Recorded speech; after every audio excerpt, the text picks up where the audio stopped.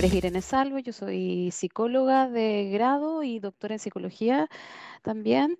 Actualmente soy investigadora Marie Curie en el grupo de investigación AFIN y me dedico hace ya más de 15 años particularmente a la intervención y la investigación en el ámbito de los cuidados alternativos y las familias adoptivas. ¿Sí?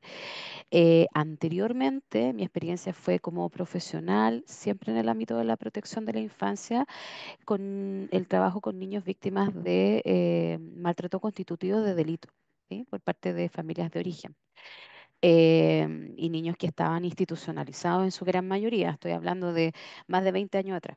Entonces, en ese contexto que me parece importante también, pensando que inauguro este segundo bloque, que está muy centrado en temáticas de protección de la niñez y la adolescencia y la construcción de familias en ese contexto, es que la presentación que les hago ahora se denomina entre, ahí sí, si me pueden confirmar que la están viendo. El subtítulo de esta breve presentación se llama entre el acogimiento familiar y la adopción. Voy a abordar esas dos parentalidades en relación con los niños, niñas y adolescentes con las cuales se construye.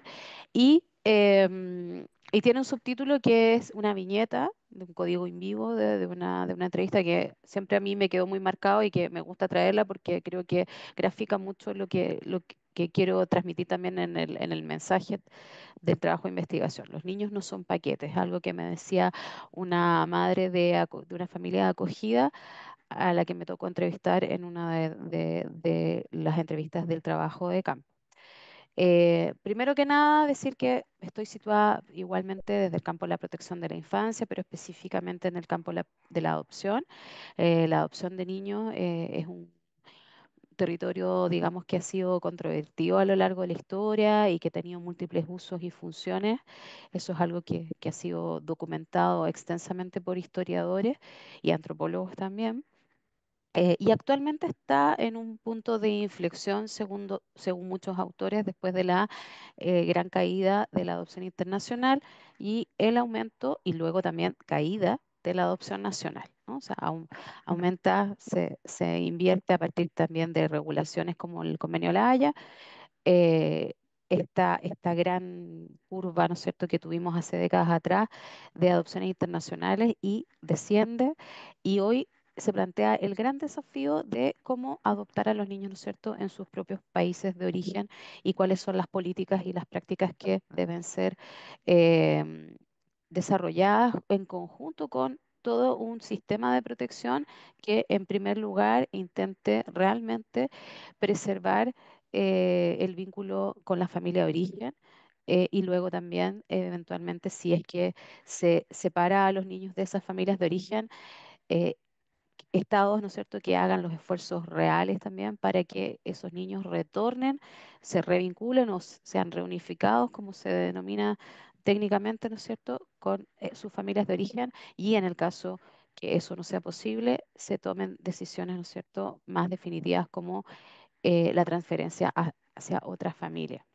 Entonces, en este sentido estamos hablando, quiero decir, Diana, ahí me tomo un poco de tiempo como para hacer ese paraguas más amplio, porque vamos a estar hablando siempre de una serie de medidas que, si bien están y deberían articularse mucho dentro de un sistema de protección, en la práctica son todas medidas que muchas veces se dan de manera desarticulada, fragmentada y en el mismo niño. O sea, como que este es un niño que es diseccionado en múltiples partes muchas veces y por supuesto es diseccionada muchas veces su identidad, su historia de vida, sus vínculos significativos en su trayectoria y en el proceso de circulación que realiza a partir de su ingreso al sistema de protección.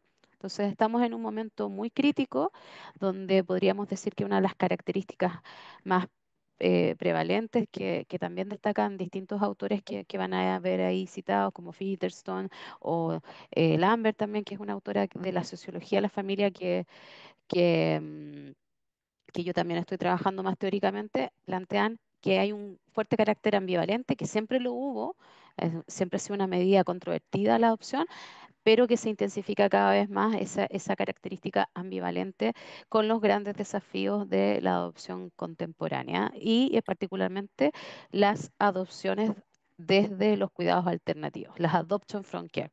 O sea, ya no son las adopciones más tradicionales, que eran las que conocíamos, más vinculadas a no solo, sino que también se presentan, por supuesto, en algún porcentaje. Las adopciones, las entregas o las sesiones, cada país tiene formas diferentes de denominarlas jurídicamente, vinculadas a los abandonos declarados legalmente, ¿no es cierto? Independientemente de cuánto podamos desmenuzar la categoría de abandono de bebés, sino que son estas adopciones, adoption from care, que son las que provienen de niños que han pasado por el sistema de cuidado alternativo y han estado en medidas de institucionalización, ya sea residencial o en familias de acogida transitoria, ¿sí? En este contexto, donde ahí hay una serie de elementos y factores que son tendencias globales y que también se están repitiendo en todos los países, en realidad son patrones que uno va viendo con, por supuesto, sus particularidades locales, pero que se va viendo en cada uno de los países, es que yo me meto a investigar cómo se está dando particularmente la relación entre acogimiento familiar y adopción en las adopciones de los niños desde los cuidados alternativos, en tanto que las políticas de desinstitucionalización en distintos países del mundo, en Chile y también en España, tienen una meta que es aumentar la cantidad de niños en acogimiento familiar, cuando estos son separados de sus familias de origen transitoriamente, para evitar la institucionalización residencial en función de toda la evidencia de décadas y décadas sobre los efectos nocivos de la institucionalización y prolongada. Entonces, dado todos los mejores resultados que tienen los niños, ¿no es cierto?, mientras son cuidados en familias de acogida, se empieza a transformar también la relación, ya no son estas imaginarios y situaciones reales, ¿no es cierto?, de los niños que van desde las residencias, que también es como el imaginario que se instala también en nuestra cultura, desde los hogares, ¿no es cierto?, los niños esperando esa familia que llegue, sino que estamos hablando de niños que han estado en un proceso de adopciones contenciosas que pueden extenderse durante muchos años, que tienen familias de origen, que pueden transitar en distintas medidas dentro del sistema de cuidado alternativo hasta llegar a la adopción. Y ese camino puede ser un camino extenso y que se prolonga muchas veces por las mismas fallas y fragmentaciones, desarticulaciones propias también del sistema de protección de los distintos países. Eso lo vamos viendo en un montón de escenarios, contextos, con sus particularidades locales, como señalaba, pero que también van impactando. Voy a avanzar, tengo ahí como más o menos el marco teórico, algo más o menos les he transmitido, pero quiero apurarme. Y una de las cosas que me parece importante, que es algo que también ha trabajado Diana con Beatriz San Román, también lo ha trabajado Carla Villalta, Claudia Fonseca, Valeria Llobet, en distintas publicaciones, artículos, que es esta idea, ¿no es cierto?, de que se aplican, y esto es algo que lo dice Claudia Fonseca particularmente, lógicas y esquemas abstractos, muchas veces ideales. La misma convención es un esquema abstracto que rigidiza muchas veces las políticas de infancia e tiende a relegar o considerar excepciones o a incluso a negar la complejidad de lo que son las experiencias vividas donde circulan, se trata de procesos humanos, circulan afectos y moralidades altamente complejas, ambivalentes, etcétera, ¿no? Entonces, esto termina muchas veces generando la aplicación rígida de estos esquemas que muy por el contrario de responder a veces al interés superior de los niños, lo que hacen es más bien alejarse de eso y también volverse bastante adultocéntricas en las medidas, ¿no? Y hay dos situaciones particulares que me parecen importantes destacar en esta relación compleja entre acogimiento familiar y adopción, particularmente cuando se está dando también por ejemplo, en el caso chileno, la mayoría de los acogimientos familiares eran en familia extensa de la familia de origen, pero empezó a incentivarse mucho más el acogimiento de la familia ajena o externa, ¿no? Eso es algo que también ha trabajado Carla para el caso argentino. Y bueno, se nos plantean dos situaciones. Una es que los niños empiezan a transitar más desde una familia de acogida hacia la adopción y por lo tanto se dan procesos de transición que no pueden ser abruptos y que tradicionalmente lo han sido, son de corte limpio, de corte ruptura, que se dan, ¿no es cierto?, como de cuajo entre un espacio de cuidado y otro, habitualmente hacia pensar enlaces, como se dice en Chile, o transiciones progresivas, cuidadas, en las que el niño vaya yendo, caminando hacia la adopción de una manera más ligada a su ritmo y a sus necesidades. ¿No? Y no a los tiempos y a las lógicas que imponen el sistema o las instituciones. Y por otro lado, se da la situación que está cada vez más debatida en el panorama de Chile, también en el panorama de España, y que en otros países se ha resuelto bajo la figura de el plan concurrente, que dice relación con aquellas familias de acogida donde se ha extendido, y puede ser uno de los factores, no el único, se ha extendido mucho el acogimiento familiar, se ha creado un lazo considerado muy significativo y muy relevante, sobre todo para el niño, y donde ha estado también se ha constatado que hay bienestar, es un niño que no puede retornar a la familia de origen y esa familia de acogida manifiesta entonces la deseo de adoptar al niño, que permanezca, que ya no sea, que pase de una familia, una parentalidad o un cuidado. Ahí también es interesante el concepto de parentalidad en el acogimiento familiar, una parentalidad transitoria o cuidado transitorio a una parentalidad definitiva a través de la adopción. Entonces, respecto de las transiciones y contactos, yo voy a pasar muy rápido, por el tiempo me voy a dedicar sobre todo a las adopciones desde el acogimiento familiar, porque creo que es lo que puede interesar más también, porque es que se está debatiendo mucho. Lo otro, yo creo que ya tenemos bastante consenso respecto de que tienen que haber transiciones cuidadas y respetuosas y centradas en las necesidades del niño. Pero no hay consenso y hay mucho debate todavía sobre qué hacer en el caso de las adopciones en el acogimiento familiar. En el caso de España, hay particularmente dos comunidades que se han planteado, incluso como la Comunidad de Madrid, por ejemplo, ya se ha planteado la priorización de las familias de acogida para la adopción en determinados casos donde se determine que es en función del interés superior de ese niño, niña, adolescente. Y en el caso de Chile se ha planteado hace muy poco, el año 2024, un procedimiento técnico que permite valorar la posibilidad de que las familias de acogida adopten, lo que es novedoso porque hasta antes de ese procedimiento había una mirada muy taxativa de que era imposible que una familia de acogida adoptara y que solo podía ser posible a través de un proceso también contencioso.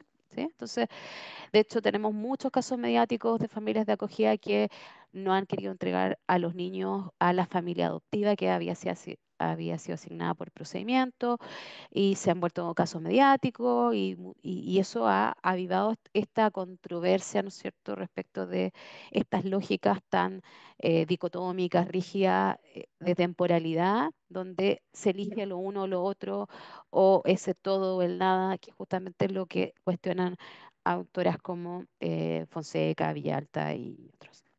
Entonces, eh, Irene, particularmente tendríamos que ir cerrando.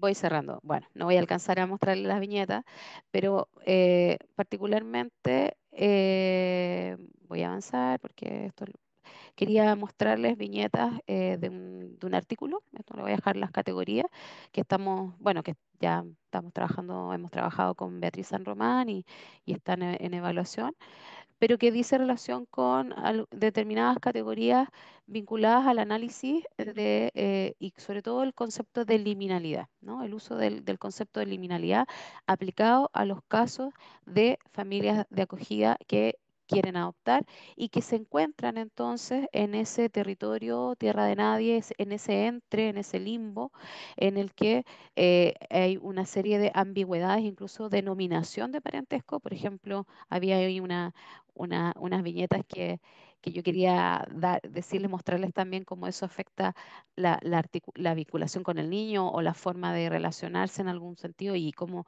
también para el niño genera una serie de incertidumbres de cómo llamar, ¿no? Se pueden decirle tías, mamá, aparece entonces esta parentalidad liminal en la que es muy difícil ubicar la relación, definirla y por lo tanto también tomar decisiones. Después podemos discutir el tema con más detalle, pero bueno, me voy a quedar acá. Creo que ya estoy, entonces me pasé o estoy en el tiempo. Les pido disculpas, pero bueno, eh, quería traer a, a la conversación esta discusión, ¿no? Entre las parentalidades que se construyen en el sistema de protección, que pueden ser en un contexto mucho más antropológico, estas pluriparentalidades, familia de origen, familia acogida y familia adoptiva, pueden ser ¿no es cierto? Darse todas en una misma historia de vida para un niño y cuáles son los lugares que eso va ocupando en la construcción tanto eh, de familia, de parentalidad, pero también cómo eso se articula con las decisiones que se toman en los sistemas de protección y cómo eso va impactando recíprocamente, ¿no? Bueno, dejo acá entonces, creo que me perdí ahí como en el Gracias, tiempo. Irene, Gracias. por el ajuste, muy ajustado y también muchísimas gracias por la presentación. No sé si hay alguna pregunta, algún comentario, alguna... yo sinceramente no puedo dejar de decir, digamos, ¿no? Es decir, Sí. bueno, ¿cómo cuesta, o pareciera que cuesta encontrarle un formato a esto, ¿no? Yo recuerdo, yo creo que hace 30 años, Claro.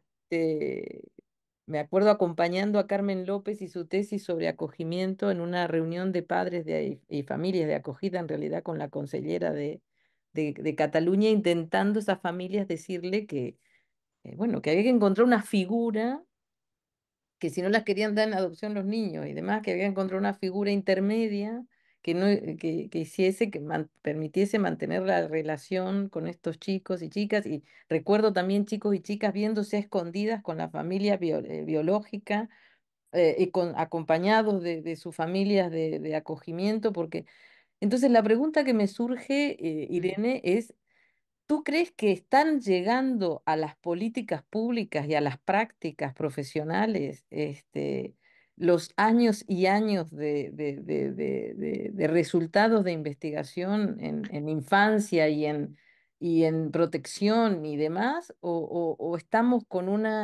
mm, digamos, con unas políticas y prácticas que no se salen de unas cuestiones muy rígidas y estabilizadas, ¿no?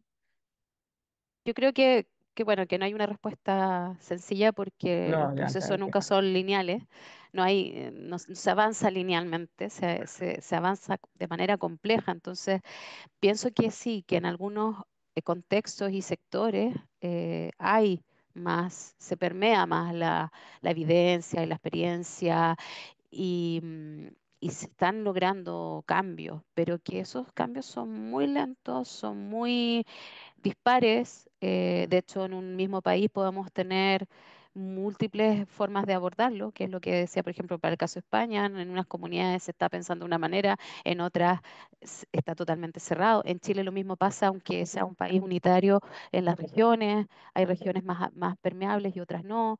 Entonces, como se van dando tantos factores que impactan ese cambio, creo que nunca es un avance lineal, pero sí creo que hay un pequeño hilo que va tendiendo a avanzar un poquitito.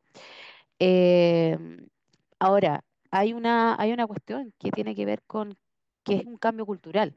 Y eso yo creo que es algo que, independientemente que las políticas se han modificado las legislaciones y ha avanzado en ese plano, yo creo que algo que por lo menos a mí también me pasa, porque he tenido siempre como mi experiencia también desde lo profesional, no solo desde la investigación, es que los profesionales necesitan no solo aprender técnicas y aprender legislaciones y estándares, sino que tienen que realmente hacer un cambio cultural. Y ahí creo que la antropología es muy clave porque justamente ese es lo que no se hace muchas veces en las formaciones, en las capacitaciones.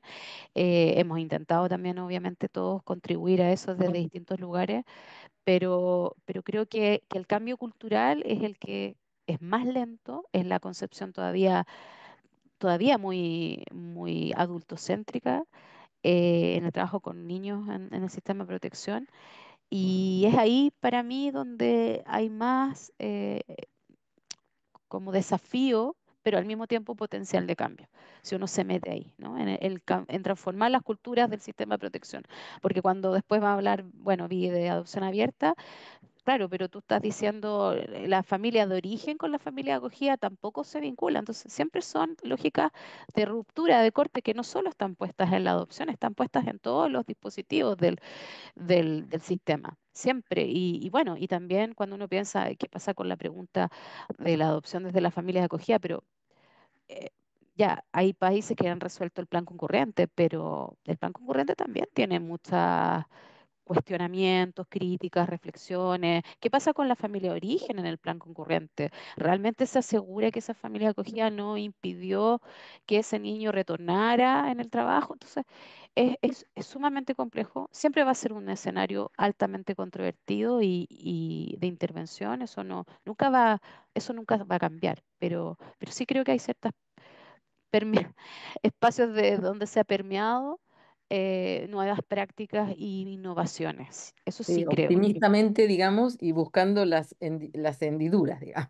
¿no? En el Exacto, sistema exacto. O y desde las las soluciones. excepciones se ha Claro, claro, llegado a la exacto, exacto. innovación, pero Está bueno, bien. es un tema. Gracias, Irene. Gracias, gracias. Vamos ahora a dar la bienvenida a Beatriz San Román, que es la siguiente ponente. Vuelvo a disculparme por el retraso que llevamos. Ya sabéis que a veces nos enrollamos y bueno, no es fácil terminar y además nos vemos con gente que hace mucho que no nos vemos y entonces también es más difícil. Bien, recordarte, si no lo escuchaste, que por favor digas que estás de acuerdo con que se grabe y también que te presentes un poco, bueno, contando por dónde quieres que te recordemos en este momento o que la gente te contacte si quieres seguir en contacto contigo o buscarte luego. Gracias. Gracias, Diana.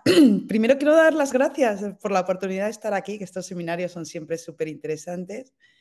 Yo soy profesora del Departamento de Psicología Social en la Universidad Autónoma de Barcelona, miembro de AFIN desde el 2004, o sea, ya hace el grupo de investigación AFIN, ya hace unos añitos, y una buena parte de mi investigación se ha centrado en los derechos de la infancia y particularmente en el sistema de protección y fundamentalmente, aunque no solo en la adopción.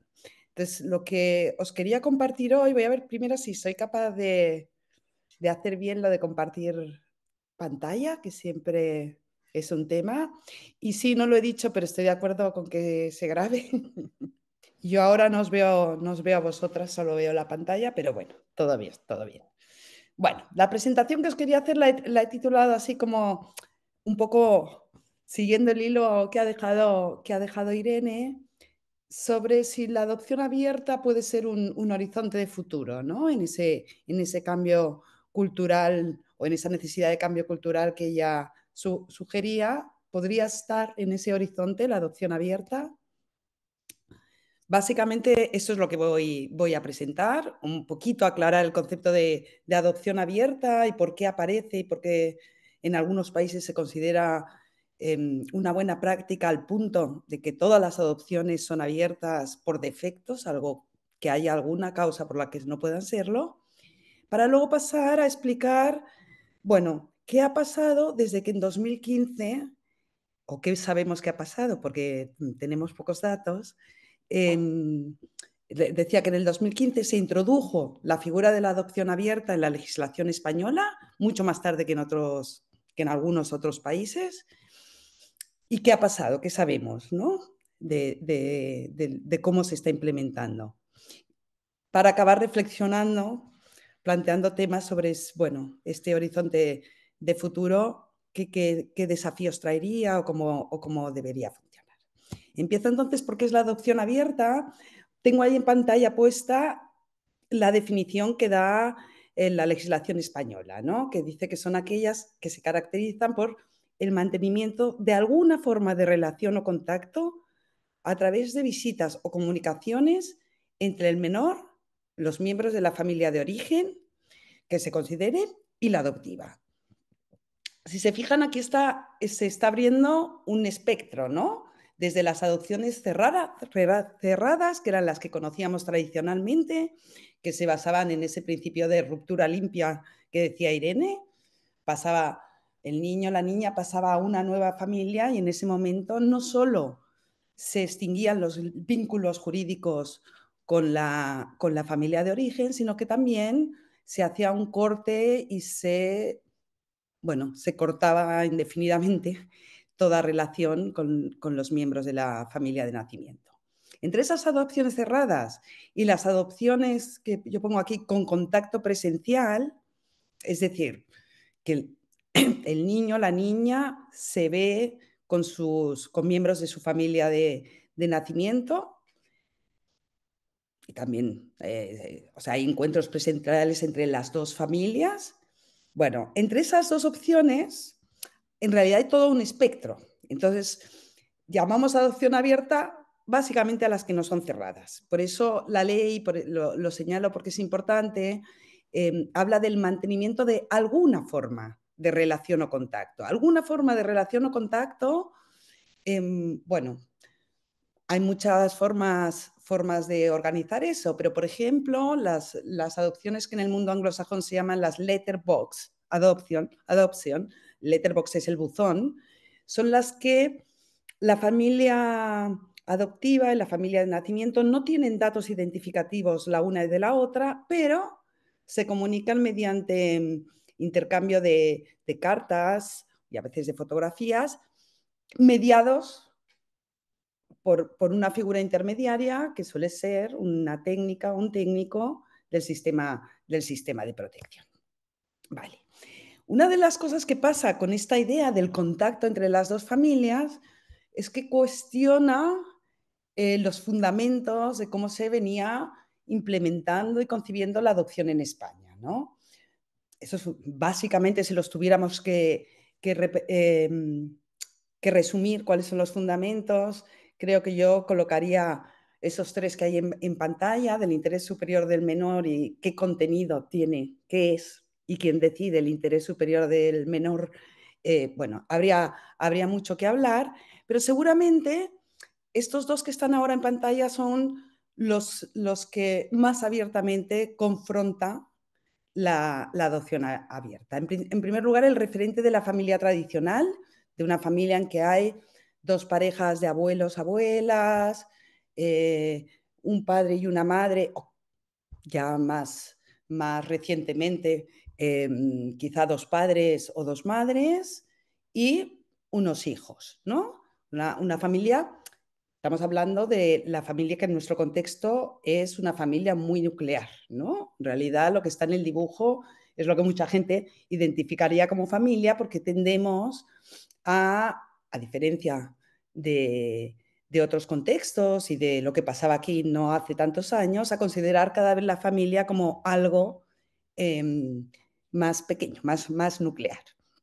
Pero realmente el gran principio que está confrontando el hecho de que se estipule que hay algún tipo de contacto es ese principio que Duncan llamaba de la ruptura limpia, del clean break, ¿no? Y que Tegui lo enunciaba como la lógica de sustitución, en el sentido de se rompen los vínculos con la familia de nacimiento y se pasa a ser miembro de la familia adoptiva. Y punto. No hay más, ¿no? De hecho, se pensó durante mucho tiempo que la ruptura total con lo que había pasado antes de la adopción era una garantía de que el niño o la niña se iba a poder integrar en su nueva familia o, en el caso de la adopción transnacional, en su nueva nación, ¿no? Bárbara Invenson tiene una cita del 2009 que yo sigo utilizando porque me gusta mucho para poder, creo que es muy clara en este sentido, que decía que la adopción producía la cancelación de una identidad y su reemplazo por otra diferente, con lo cual todo lo demás quedaba atrás. Bueno, ese ha sido el paradigma durante muchos años. Os decía antes que en España la adopción abierta no se introduce hasta el 2015, pero ¿por qué? ¿Cómo se empieza a pensar en la adopción abierta, ¿no? Desde finales de los años 70, en otros países, no en el Estado español, empezó a haber una crítica muy fuerte a las adopciones cerradas, ¿no? Y una crítica en la que eran las asociaciones de personas adoptadas, pero también las asociaciones de madres de nacimiento, las que cuestionaban esta lógica del corte limpio, ¿no? De alguna manera estaban poniendo, estaban mostrando esa tensión entre el derecho a saber y conocer la propia historia y a mantener vínculos, ¿no? Que eso, bueno, ya hace años que hay un amplio consenso de que las personas adoptadas tienen derecho a conocer sus orígenes, en tensión con la unicidad del vínculo. Un niño o una niña solo se puede vincular con un padre, con una madre, ¿no? Con dos padres o dos madres a lo sumo, ¿no? Pero esta idea de, bueno, de que los vínculos compiten. Y sin embargo, la investigación en países donde ya hace tiempo que está implementada ha ido demostrando repetidamente que si bien no están carentes de complejidad, las relaciones humanas son complejas y aquí estamos hablando de poner en relación a dos personas que seguramente si no las uniera ese niño o esa niña, muy posiblemente nunca, por si se hubieran encontrado ni hubieran establecido una relación de amistad o similar, decía que, bueno, que lo que se ha ido viendo en la investigación, y lo voy a pasar muy rápido para ganar el tiempo ahí, es que, aunque, como decía, son complejas y tienen sus, bueno, sus complejidades, valga la redundancia, em, la investigación ha ido demostrando, primero, que para la mayoría, o sea, que en general las familias adoptivas estaban contentas de tener una adopción abierta, también lo estaban las familias de origen, también lo estaban las personas adoptadas, y que además, mayoritariamente, estos tres grupos hubieran deseado una mayor apertura en la relación entre las dos familias, ¿no? Decía que además de eso, bueno, se han demostrado beneficios. Imaginaros, o sea, en ese consenso de que las personas adoptadas tienen derecho a conocer sus orígenes, muchas veces en la ley se habla del libre desarrollo de la personalidad como argumento, pero en muchos escritos hablamos leemos sobre el derecho a la construcción de la identidad. Pensar que ese derecho que la ley reconoce, pero solo a partir de los 18 años, claro, pensarlo así, a mí me parece, por lo menos desde mi punto de vista, una contradicción muy evidente, ¿no? Porque las personas no empezamos a construir nuestra identidad con 18 o más años, ¿no? Entonces, si mucha literatura habla de una pieza esencial o importante de su identidad, ¿por qué tendrían niños, niñas, adolescentes que esperar hasta los 18 años para conocer esa pieza, ¿no? Bueno, voy a pasar esto para ganar un poquito de tiempo. Y entonces decía, bueno, ¿qué ha pasado desde el 2015 que os decía que se introdujo por ley la figura de la adopción en España? Bueno, en otros países ya digo que la adopción abierta es una buena práctica y de hecho es la norma y la mayoría de las adopciones se hacen de esta manera. En cambio, en España, ya desde el momento en que se debatía la ley, bueno, había, como pone el titular del País aquí, hablando del Consejo General del Poder Judicial, muchas cautelas, ¿no? Sobre cómo introducir y cómo introducir esta adopción abierta. Y me gustaría señalar de la cita que está ahí, del informe sobre el anteproyecto de ley que emitió el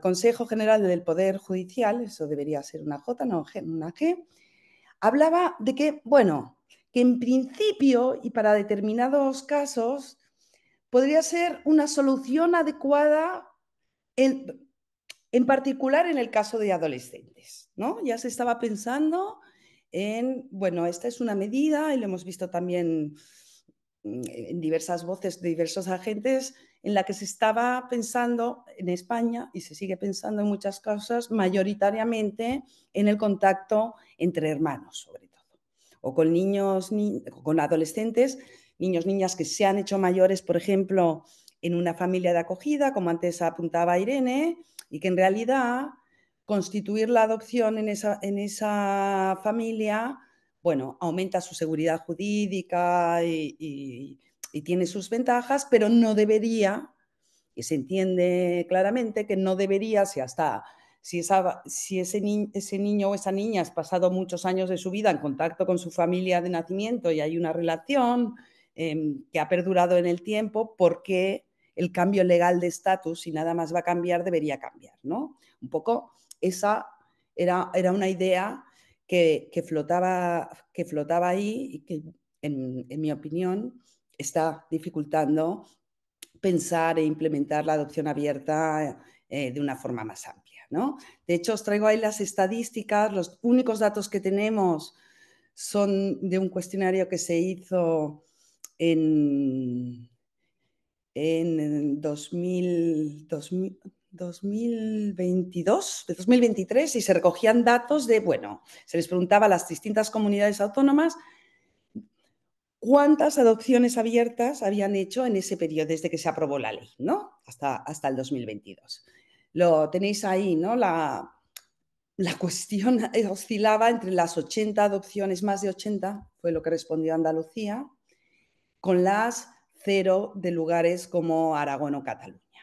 Y si veis en la columna de la derecha las adopciones totales, bueno, en general son porcentajes muy, muy bajos comparados con los que tenemos en la información de la izquierda.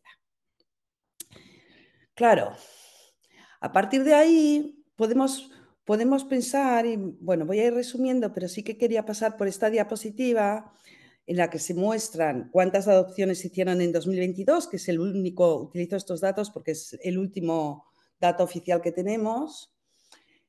Bueno, pues las que veis ahí, ¿no? Pero también es interesante pensar que a 31 de diciembre de 2022 había en el Estado español, en situación de acogimiento familiar, bajo la tutela del Estado, más de 18.000 niños, niñas y adolescentes, de los cuales 3.629 eran de Cataluña, y que además, a pesar de que la ley de 2015 puso negro sobre blanco una cosa en ley, ¿no?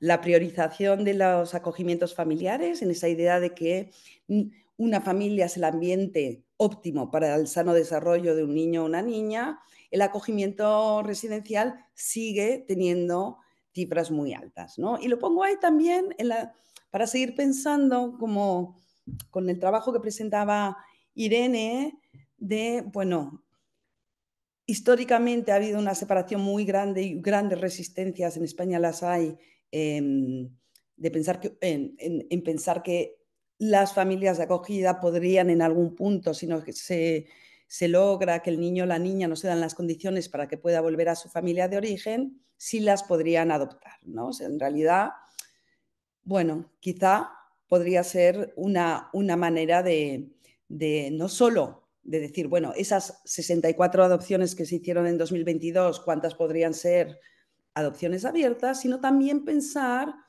si podría ser una medida, claro, porque lo contaba también Irene, ¿no? Muchas veces lo que pasa es que un niño o niña entra en su primera infancia en el sistema de protección, siguen en acogimiento familiar muchos más años de los que de lo que se establece por ley, ¿no? Y de hecho hay niños y niñas que crecen dentro del sistema de protección a la espera de que sus familias de nacimiento tengan las condiciones para volver a hacerse cargo de su cuidado.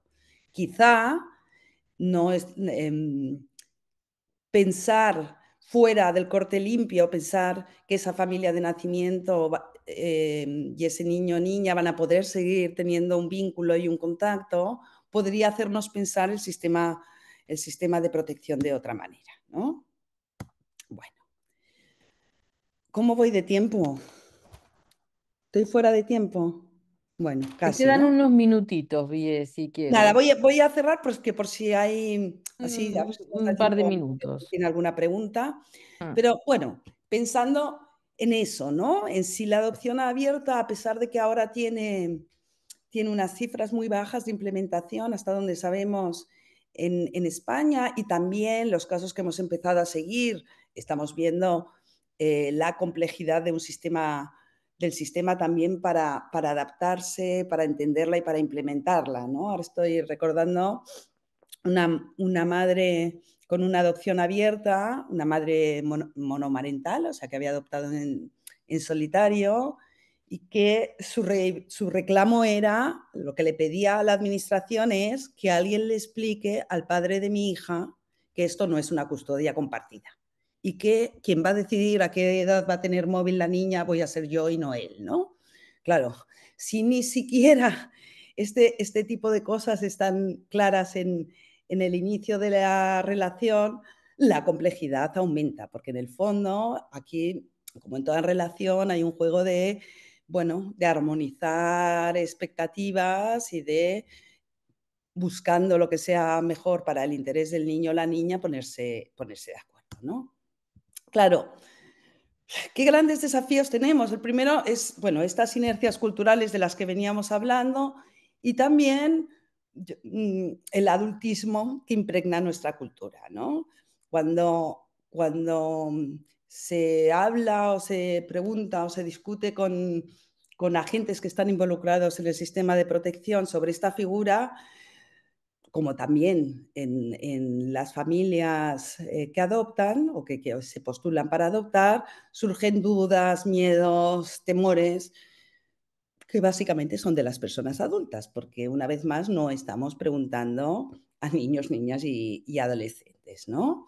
O sea, la ausencia de las voces de las familias, sobre todo de las familias y de las familias y de las madres de nacimiento, que os comentaba antes muy de pasada, que en otros países se asociaron y entonces participaron en el debate público sobre el tema. Bueno, aquí de momento no está pasando.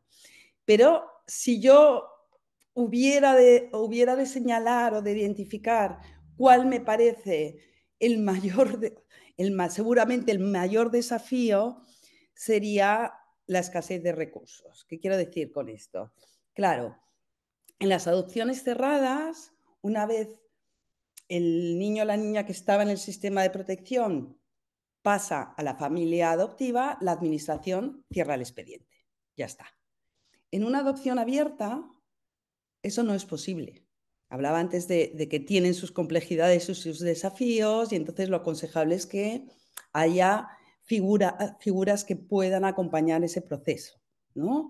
Eso implica que para el personal de la administración, la adopción no significa cerrar la carpeta, porque seguramente vas a tener que estar ahí acompañando a las dos partes a las tres partes si ponemos al niño o niña fuera de la familia adoptiva, que también para mí es un poco conflictivo, ¿no? Pero bueno, vas a tener que estar acompañando, mediando esa relación, a veces se hacen revisión de acuerdos, ¿no?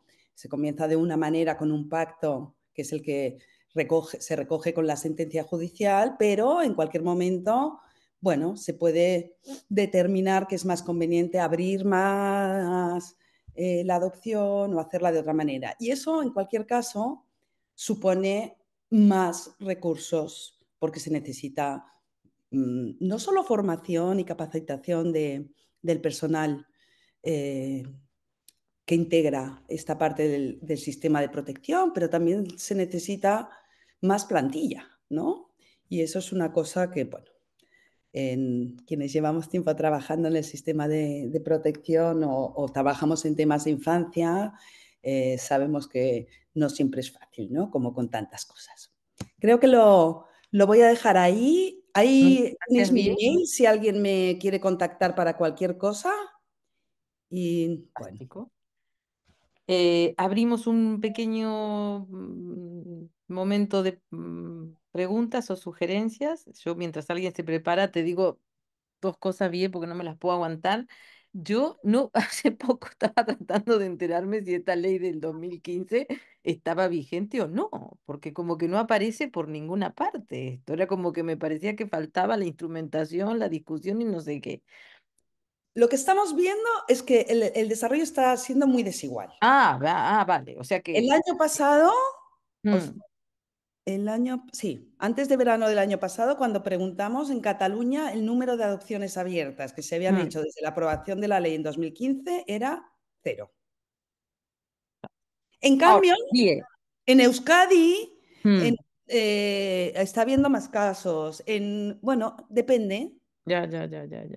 En Galicia tenemos recogidos algún caso, bueno, Ahora, a pero mí lo que me parece que, no sé, esto que este gráfico, estas cifras que pusiste aquí, ¿no? Que muestran que se produjo el 3% de adopciones, el 20% de acogimientos en familia y el 30% de acogimientos residenciales, digamos, ¿no? Más o menos saqué las cuentas antes que sacase la diapositiva, ¿no?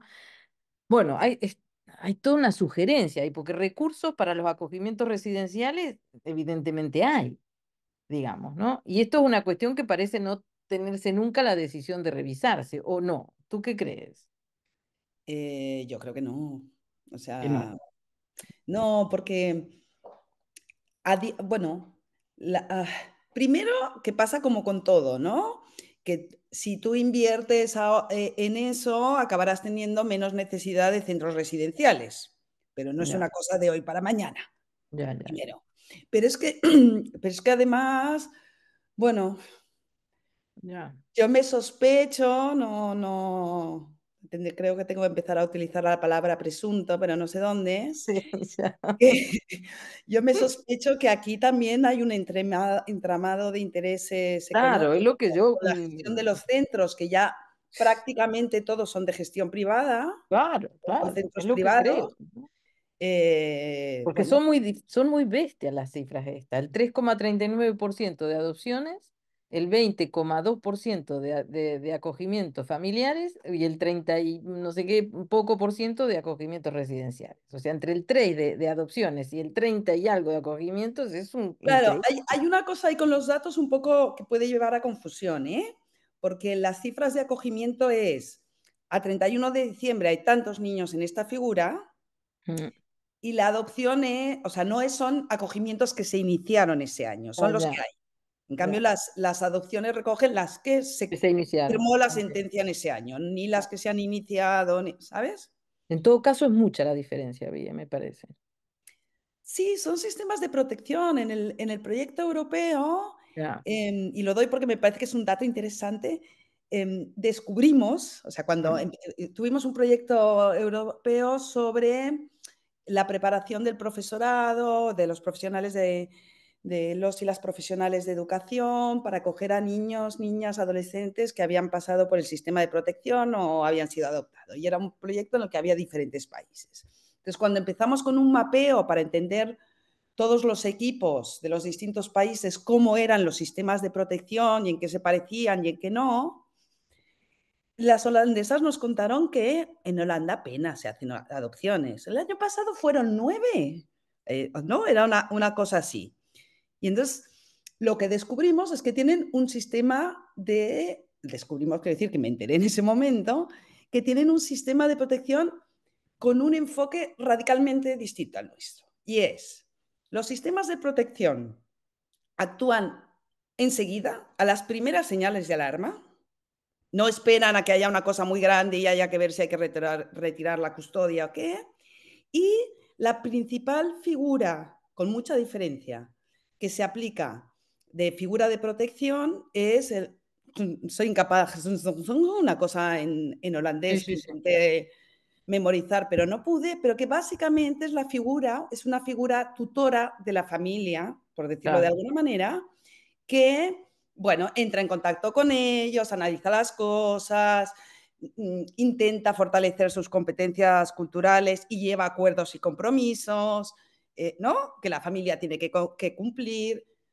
Y eso hace que los niños y niñas mayoritariamente permanezcan en sus familias de origen, ¿no? A veces Claro, claro, gastamos mucho los recursos en cuál es la alternativa para este niño o niña que lo dejan solo por las tardes en casa y tiene 5 años y no puede ser, y dices, bueno, igual si a esa mujer que no tiene quien le cuide el niño o niña porque acaba de llegar a la ciudad y no tiene red y no sé qué, la ayudamos de alguna manera, ¿no? Con algún recurso, que ese niño o niña no tiene que entrar en el sistema de protección con todo lo que eso puede lo que implicar. eso significa, ¿no? Sí. Claro, sí. Irene, querías decir algo. No, sí, que me parece súper interesante la discusión sobre los recursos, que es como lo de la estadística, la opacidad de la estadística, la opacidad de los recursos, porque en realidad es más bien, más que no existan recursos.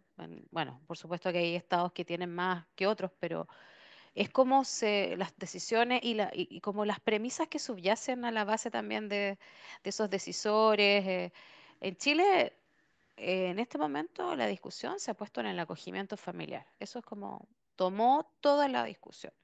Y en ningún caso yo veo que se está hablando de la necesidad de, o sea, sí, se han hecho avances respecto de los procesos de fortalecimiento familiar con las familias de origen, pero en realidad todos los programas de acogimiento familiar están tomando un montón de recursos que uno dice, bueno, y si estos recursos se distribuyeran de la forma en que lo plantea, por ejemplo, bien, para el caso holandés, obviamente que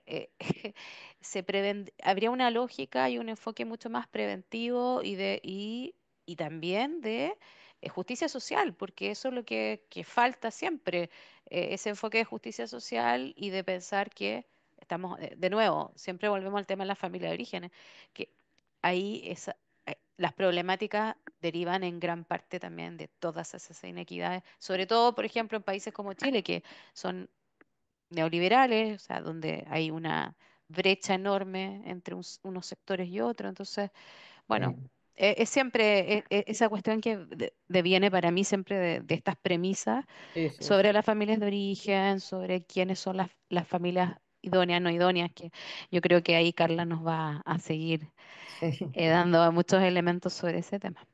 Gracias, Irene. Vale, entonces pasamos así a Carla directamente ahora. Gracias, Carla, por estar aquí, bueno, por acompañarnos. Un gusto verte de nuevo, aunque sea de tan lejos. Y además, bueno, en un plenísimo verano, como estáis ahora, ¿no? Carla, ¿recuerdas señalar si estás de acuerdo con que se te grabe y presentarte un poquito y cuando quieras? Y si puedes acortar un pelín para que Antón también, acortando un poco, podamos llegar cerca de las 8, que era un poco el horario, fantástico, ¿eh? Gracias. Perfecto, bueno, sí, en principio estoy de acuerdo que se grabe. Buenas tardes, mis tardes, a ustedes ya son casi de noche, en este hemisferio que estamos en pleno verano, así que me encuentro de vacaciones muy cerca del mar bueno, e intentaré hacer todo lo posible para estar a la altura de estas exposiciones que hemos escuchado, tanto de Irene como de Vie. No me cabe duda que ahora Antón también nos va a arrojar una serie de cuestiones para seguir debatiendo, pensando estos temas y les agradezco muchísimo a Diana, a Bruna por la convocatoria. Para comenzar esta exposición en la que me interesa abordar algunas tensiones y debates, ¿sí? Así como consecuencias y efectos de lo que se conoce como adopción por entrega directa, me gustaría relatarles una anécdota que también es posible considerar, o mejor dicho, convertir en una suerte de verdadera miniatura etnográfica. ¿Sí? Una miniatura etnográfica que nos permita llegar a pensar, a reflexionar sobre esas cuestiones que otros cientistas sociales, a diferencia de los y las antropólogas, abordan con mayúscula, pero que nosotros, antropólogos, antropólogas, con nuestra inclinación a la microescala y nuestra atención y sensibilidad puesta en los detalles, abordamos también, pero al decir de Clifford Geertz en la interpretación de las culturas, lo hacemos, las abordamos en contextos locales, lo bastante pequeños y oscuros, como para sacarles esas mayúsculas y escribirlos en minúsculas. Hace unos cuantos años ya, cuando estaba haciendo trabajo de campo en los tribunales de la ciudad de Buenos Aires, en Argentina, tuve la oportunidad de entrevistar a un asesor de menores de una muy extensa y reconocida trayectoria, ¿sí? Un funcionario judicial, específicamente del Ministerio Público tutelar, ¿sí? Aquellos que se dedican a proteger los intereses de los menores en los trámites judiciales en los que estén incursos, trámites judiciales que digamos, se desarrollan en la sede civil de la justicia. En esa ocasión, cuando sucedió este episodio que ahora voy a contarles, creí que mi entrevista, que había aparte preparado durante bastante tiempo, iba a naufragar, porque cuando le conté a este funcionario en qué consistía mi tema de investigación y cuál era mi interés para la entrevista, al mencionar el concepto circulación de niños, este funcionario judicial se puso muy serio y casi no me dejó proseguir. De hecho, de manera muy tajante me interrumpió y me dijo que ese era un concepto verdaderamente peligroso, que él no era partidario de utilizar conceptos de ese tipo, un concepto semejante, ya que lo equiparó, hizo una asociación libre, no soy psicóloga, aquí tenemos a otras, pero lo equiparó, digamos, muy rápidamente a lo que en Argentina se conoce como entregas directas o adopción directa. Esto es la entrega que una mujer, fundamentalmente mujeres, realizan de esos niños para que otros los adopten sin mediar ningún contacto con instancia institucional alguna, o bien mediando contacto con instancias institucionales, podemos pensar en estudios de abogados, en hospitales, no siguen el procedimiento formalmente previsto para la adopción de niños. Por eso este funcionario sentenció que la circulación de niños es un eufemismo, a él le sonaba a un eufemismo para nombrar a esas prácticas que, según su punto de vista, son equiparables al tráfico de niños, esto es, a la compra y venta de bebés. Bien, este episodio en aquel momento no solo me alertó sobre la diferente connotación, ¿sí?, que pueden tener determinados conceptos de uso corriente en la literatura antropológica cuando los usamos en otros ámbitos disciplinares, sino también me permitió advertir el debate, ¿sí?, y los términos en los que se debate entre partidarios, tal como se definió este agente, de la entrega directa como modo de adopción, tal como aparece en el título de esta presentación, y entre quienes consideran que esa es una práctica condenable. Me gustaría que repasemos entonces, muy rápidamente, claro, qué implica este concepto que sonaba tan controvertido a oídos de este funcionario, y por qué puede o pudo llegar a ser así interpretado y connotado por él. Recordemos que el concepto o circulación de niños fue acuñado en la literatura antropológica para dar cuenta de las trayectorias y los desplazamientos de niños y niñas por diferentes grupos domésticos, ya que el estudio, el análisis, ¿sí?, de las normas que intentan regular la filiación y determinar la identidad y el estatus social de los niños, que fue un tema dilecto en los orígenes de la disciplina antropológica como tal, llevó a estos estudiosos a fijar su mirada en esas transacciones y arreglos por los cuales la responsabilidad sobre un niño es transferida de un adulto a otro o de un adulto a un grupo. Estas prácticas, que se encuentran presentes de formas variadas en distintas sociedades, fueron analizadas principalmente desde la teoría del intercambio de dones, tal como la postuló hace ya muchísimo tiempo Marcel Mauss, es decir, como parte de un hecho social en el que los grupos sociales implicados en el intercambio entrelazan y se involucran en relaciones duraderas, pues como sabemos y nos enseñamos, el acto de dar implica la obligación de recibir y a su vez la obligación de devolver. Así el don tiene, sabemos, la particularidad de ser obligatorio, más allá de que en apariencia sea voluntario y desinteresado. Voy a hacer un rodeo conceptual para volver a referirme a la adopción por entrega directa. Entonces, para distintos antropólogos, antropólogas, las transferencias de niños pueden ser analizadas desde esta perspectiva y así lo han sido, ya que a partir de estas prácticas en las que los niños y niñas circulan entre distintos hogares, se crean o refuerzan a la manera como ocurre con los dones, se crean o refuerzan lazos, vínculos entre los protagonistas del intercambio. En estos casos, en estas sociedades etnográficas, entre familias dadoras y receptoras de niños.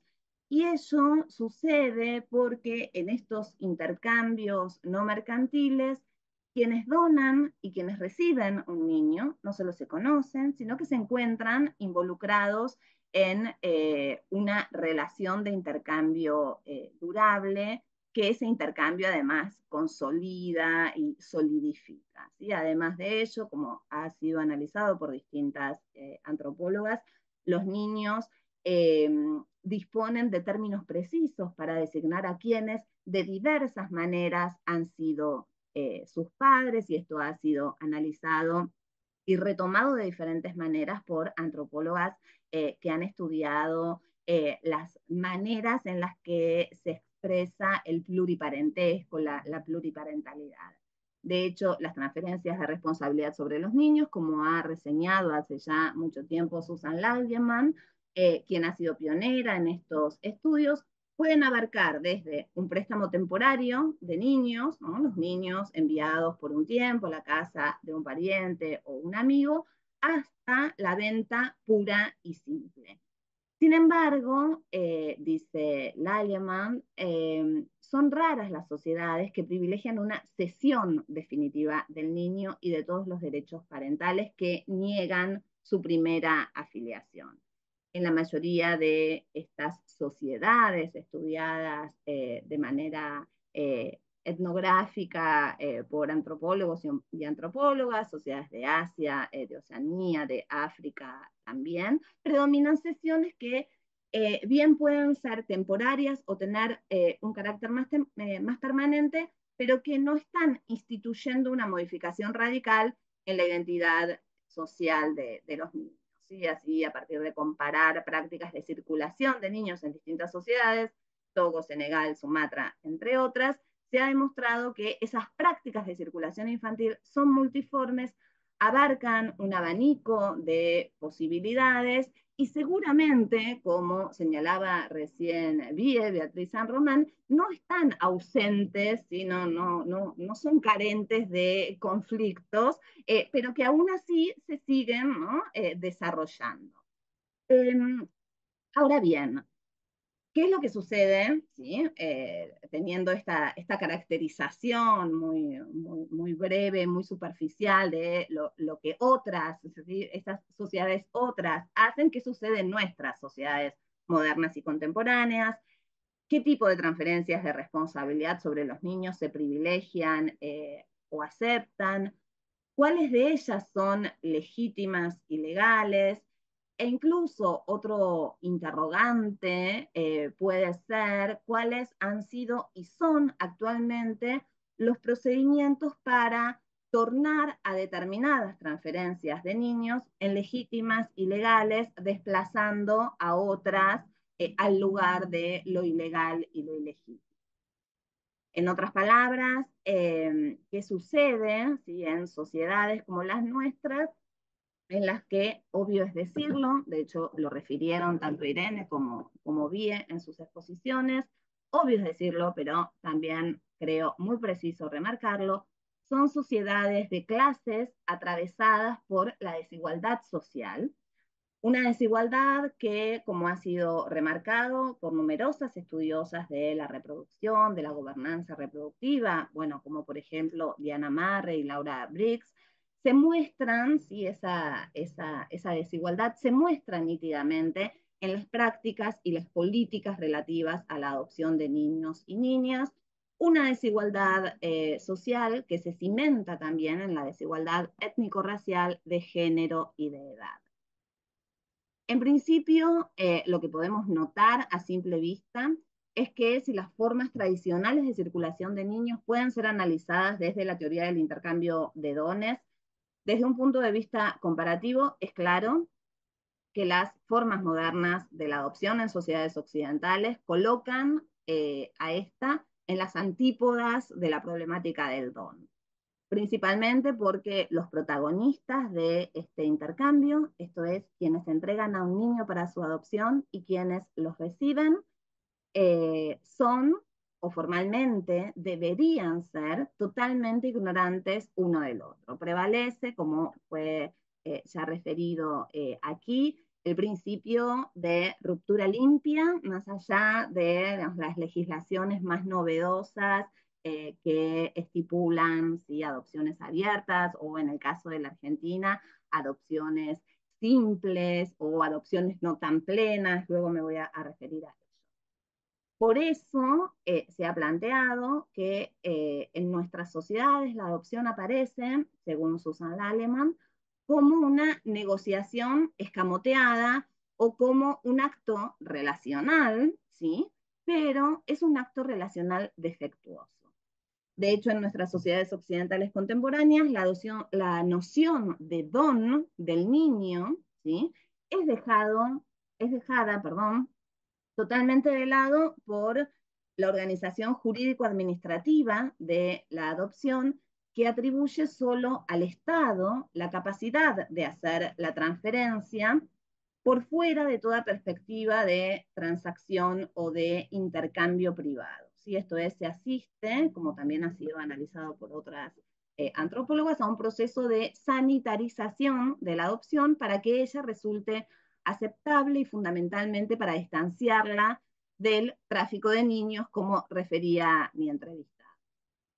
No obstante, y esto me parece interesante recuperarlo, como plantea Ouellette, François Romain Ouellette, hay una noción de don que permanece relacionada con la adopción, pero que en nuestras sociedades pareciera no referir ya al niño como un don que circula entre distintas personas, sino a la adopción misma como un don hecho al niño, por el cual, entre otras cosas, pasa a tener un estatus de filiación reconocido y, como he visto en numerosísimos expedientes que he relevado en mis diferentes trabajos de investigación, como parte, y aquí ya promediando mi exposición me presento, cosa que olvidé antes, como parte de mi trabajo como co-coordinadora ahora del programa de Antropología Política y Jurídica de la Facultad de Filosofía y Letras de la Universidad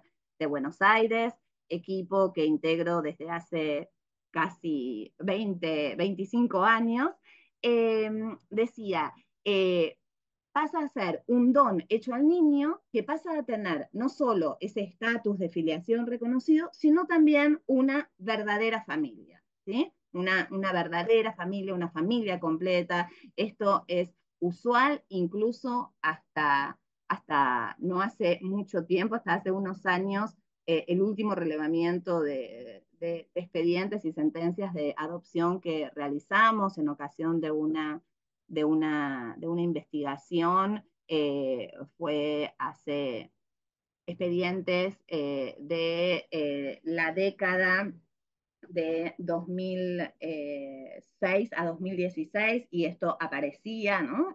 Cotidianamente, recurrentemente, mejor dicho, decía, este don, entonces, que se expresa de con estos giros idiomáticos, con estos formulismos, nos permite detectar, identificar que quien realiza ese don a los niños que por otra parte deben haber sido previamente catalogados como abandonados o desamparados, es el Estado.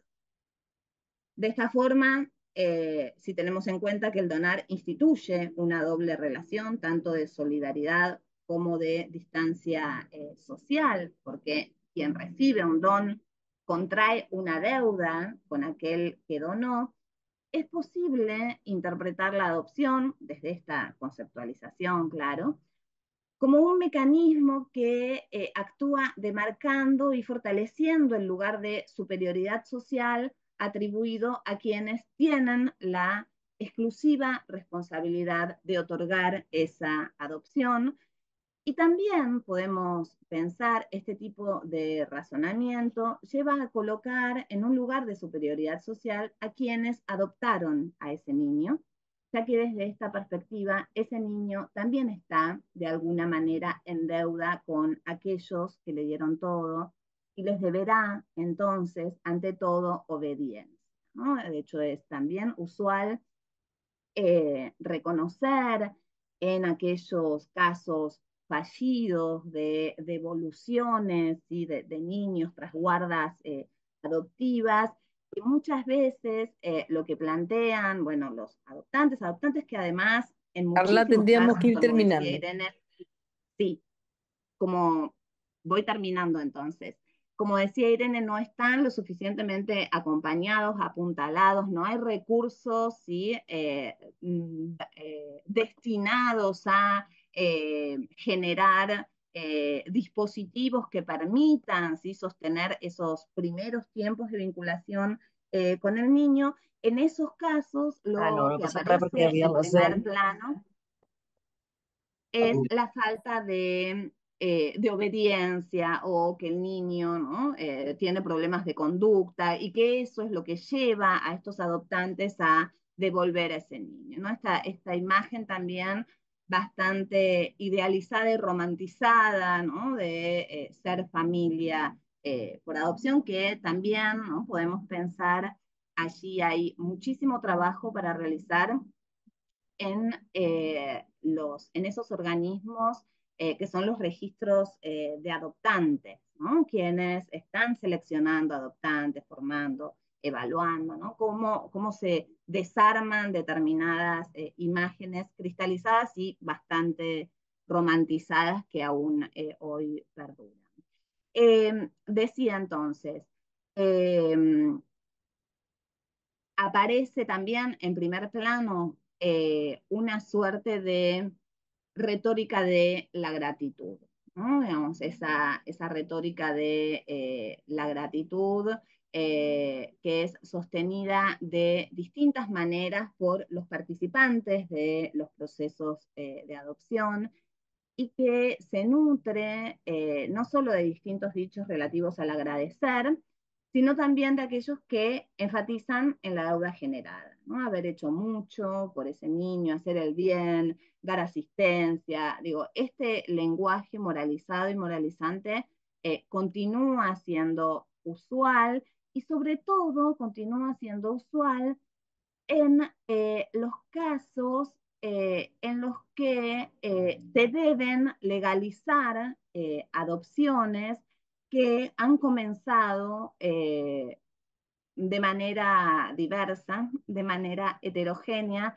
a lo que se conoce y connota, en nuestro país al menos, como una adopción ideal. Adopción ideal que sería aquella adopción enteramente institucional que implica la participación exclusiva de agentes profesionalizados, la obligatoria intervención de un juez que declare el estado de abandono, el estado de adoptabilidad, que a posteriori conceda la guarda con fines de adopción y al cabo de un tiempo la adopción, que también implique la inscripción de quienes se postulan para adoptar en un registro oficial y fundamentalmente que implique la falta de contacto entre esos potenciales adoptantes y la familia del niño que se pretende adoptar.